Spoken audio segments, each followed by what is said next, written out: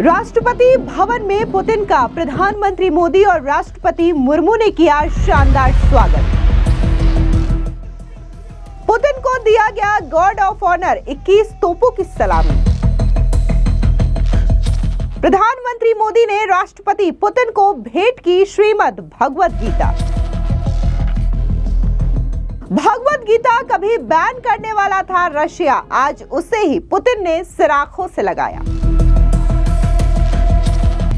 रूस के राष्ट्रपति व्लादिमीर पुतिन अपने 2 दिवसीय भारत दौरे पर गुरुवार की शाम दिल्ली पहुंचे और इस दौरान प्रधानमंत्री नरेंद्र मोदी ने खुद प्रोटोकॉल तोड़ करके एयरपोर्ट पर उनका शानदार स्वागत किया। लेकिन इन सब के बीच में तस्वीरें जो आप देख रहे हैं वो सीधे राष्ट्रपति भवन से सामने आ रही है, जहां पर आज व्लादिमीर पुतिन का देश की राष्ट्रपति द्रौपदी मुर्मू और प्रधानमंत्री मोदी की ओर से औपचारिक स्वागत किया गया। आपको बता दें कि इस दौरान रूस के राष्ट्रपति व्लादिमीर पुतिन को गार्ड ऑफ ऑनर दिया गया और इसी के साथ ही 21 तोपों की सलामी भी दी गई। तस्वीरें आप देख सकते हैं कि कैसे प्रधानमंत्री नरेंद्र मोदी और राष्ट्रपति द्रौपदी मुर्मू जो है वो पुतिन का स्वागत करती हैं और इसके बाद उन्हें गार्ड ऑफ ऑनर दिया जाता है।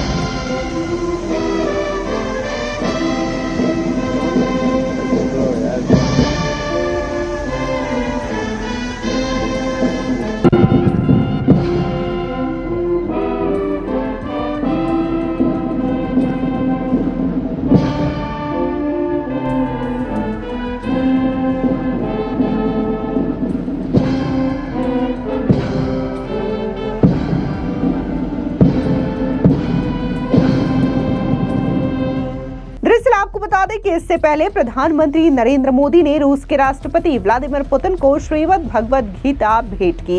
ये भेंट दोनों नेताओं की मुलाकात के दौरान हुई है। भगवद गीता भारतीय संस्कृति का महत्वपूर्ण ग्रंथ है। इसे पुतिन को सौंपना भारत और रूस के मजबूत सांस्कृतिक संबंधों का प्रतीक है। बता दें कि सोशल मीडिया साइट एक्स पर इसकी तस्वीरें साझा करते हुए प्रधानमंत्री मोदी ने ये कहा कि राष्ट्रपति पुतिन को रशियन भाषा में गीता की एक कॉपी भेंट की है। गीता की शिक्षाएं दुनिया भर के लाखों लोगों को प्रेरणा देती है।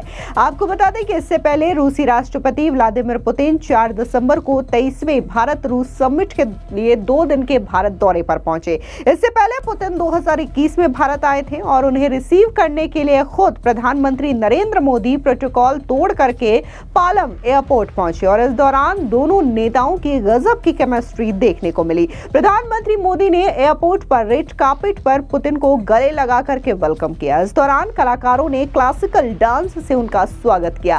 पुतिन और मोदी ने तालियां बजा करके कलाकारों का उत्साहवर्धन भी किया। इसके बाद दोनों नेता एक ही कार से प्रधानमंत्री आवास पहुंचे, जहां रूसी राष्ट्रपति के सम्मान में प्राइवेट डिनर भी रखा गया।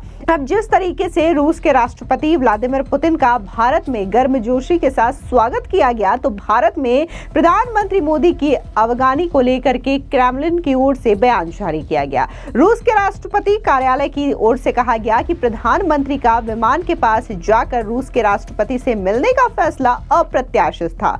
रूसी अधिकारियों को भी इस बात की जानकारी पहले से नहीं दी गई थी। अब जिस तरीके की तस्वीरें सामने आ रही है, जाहिर तौर पर रशिया और भारत का जो रिश्ता है वो दुनिया भर की नजरों के सामने है कि दोनों नेताओं के बीच किस कदर गहरी दोस्ती है और किस कदर गहरी केमिस्ट्री देखने को मिल रही है। और इसी वजह से जब रूस के राष्ट्रपति व्लादिमीर पुतिन भारत आते हैं तो खुद प्रधानमंत्री नरेंद्र मोदी प्रोटोकॉल तोड़ करके एयरपोर्ट पहुंचते हैं और उनका गले लगा करके स्वागत करते हैं। और आज सुबह फिर उनका राष्ट्रपति भवन में औपचारिक तौर पर स्वागत किया जाता है, जहां पर देश के राष्ट्रपति द्रौपदी मुर्मू और प्रधानमंत्री मोदी मोदी भी मौजूद रहते हैं। इसके बाद रूस के राष्ट्रपति व्लादिमीर पुतिन जो हैं वो राजघाट पहुंचे, जहां पर उन्होंने महात्मा गांधी को श्रद्धांजलि भी अर्पित की।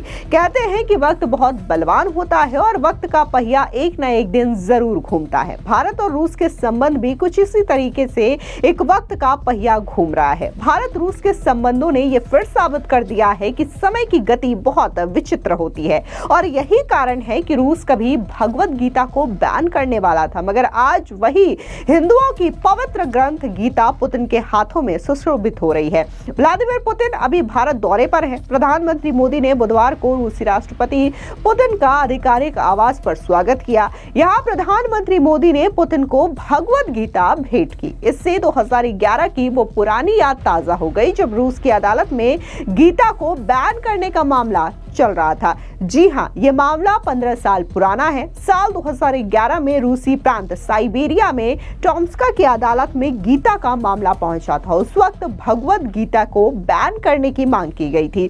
हालांकि यह भगवत गीता की रूसी भाषा में अनुवादित प्रति थी। अदालत में भगवत गीता को उग्रवादी साहित्य करार देकर के बैन करने की मांग की गई थी। रूसी विदेश मंत्रालय भी मामले की जांच में जुटा था। उस वक्त इस मामले की वजह से भारत से लेकर के रूस तक में आक्रोश देखने को मिला था। मगर देखिए वक्त ने कैसे करवट बदली। आज प्रधानमंत्री नरेंद्र मोदी ने पुतिन को इसी ग्रंथ यानी कि श्रीमद् भगवत की रूसी भाषा में अनुवादित प्रति उपहार स्वरूप दी।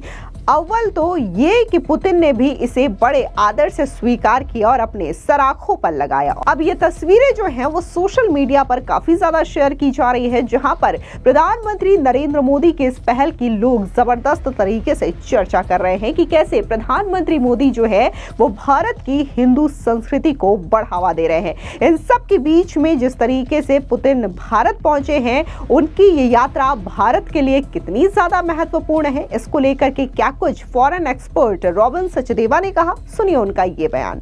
I think the visit of President Putin is coming at a very, very critical and important time in world affairs. The world of today, the old world order is crumbling. A new world matrix is under construction. All nations are looking for newer partnerships in this new global scenario. In this environment, Russia and India meeting, the leaders, despite Western pressures on India and of course Western pressures on President Putin, it indicates that these two nations are seriously intent on expanding and deepening their relations, irrespective of what the world thinks. So it's a very important meeting, and the outcomes of this meeting, I think, will broaden and deepen Russia-India relations very strategically. What could be the defense deal with? See, the deals tomorrow which would be discussed, and we cannot say finalized, but some of the deals which will be there would be relating to air defense systems. That is the S-400, which we already have, which performed very well in Sindoor. We want perhaps some more of them. And then the next in series of the S-400 is the S-500.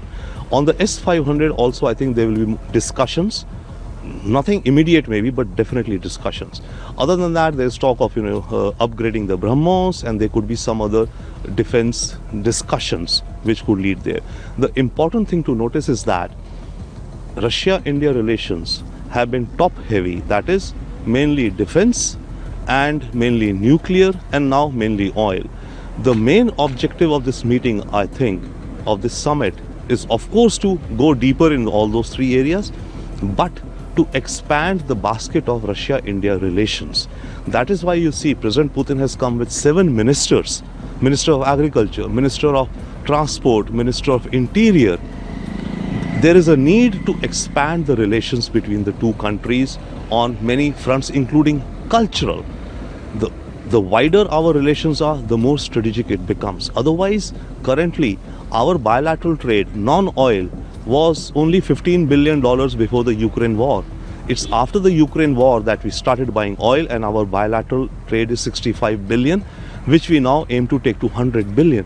In order to take it to 100 billion, the range of engagements, investments, trade has to be much expanded. And Russia itself, President Putin has said that they will create more opportunities in Russia for import of Indian goods and products, so that the deficit balances out. So it's a very critical, I think, summit for balancing the relations also, expanding and balancing the trade relations and the strategic relations. फिलहाल इस पूरी खबर पर आपकी क्या राय है, comment section में जरूर बताएं। धन्यवाद।